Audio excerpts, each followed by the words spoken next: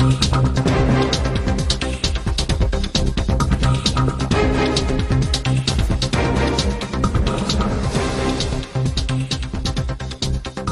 செய்தியை பார்த்து வருகிறோம்.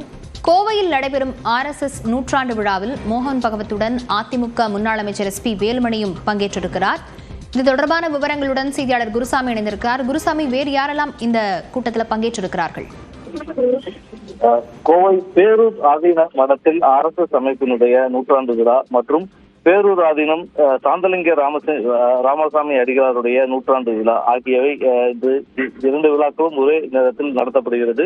இந்த இரண்டு விழாக்களை முன்னிட்டு பாரம்பரிய சிவவேள்வி பூஜை இன்று நடத்தப்படுகிறது. இந்த சிவவேள்வி பூஜை நடத்தப்படும் நிலையில் இந்த சிவவேள்வி பூஜையில் RSS அமைப்பினுடைய தலைவர் மோகன் பகவத் பங்கேற்றிருக்கிறார்.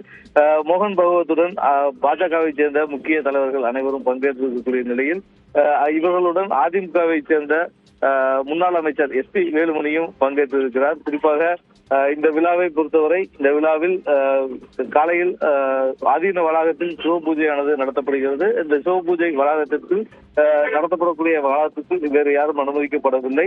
இந்த சிவ பூஜை வளாகத்திற்கு பின்னர் அங்கு கல்லூரி வளாகத்தில் இருக்கக்கூடிய ஒரு கருத்தரங்க கூடத்தில் அடுத்த ஒரு சிறிய அளவிலான ஒரு கூட்டம் ஏற்பாடு செய்யப்பட்டிருக்கிறது.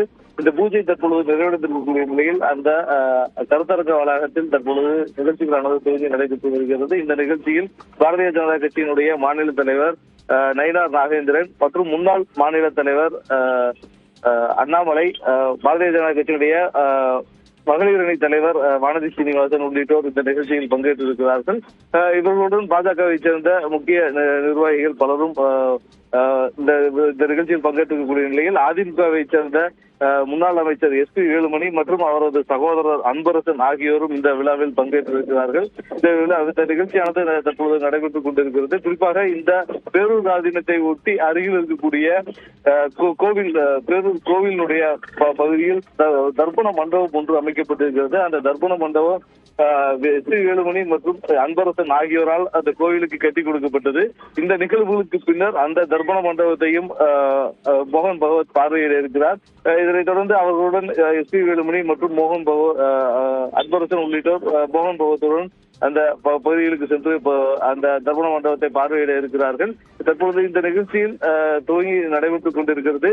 ஏற்கனவே நேற்றைய தினம் நடைபெற்ற மதுரை மாநாட்டில் அண்ணா பெரியார் குறித்து சர்ச்சைக்குள்ளான வகையில் வீடியோ ஒளிபரப்பப்பட்டது சர்ச்சையாகி வரக்கூடிய நிலையில் தற்பொழுது RSS அமைப்பினுடைய நூற்றாண்டு விழாவில் அதிமுகவை சேர்ந்த முன்னாள் அமைச்சர் மற்றும் அவரது சகோதரர் பங்கேற்றிருப்பது குறிப்பிடத்தக்கது. விவரங்களுக்கு நன்றி குருசாமி.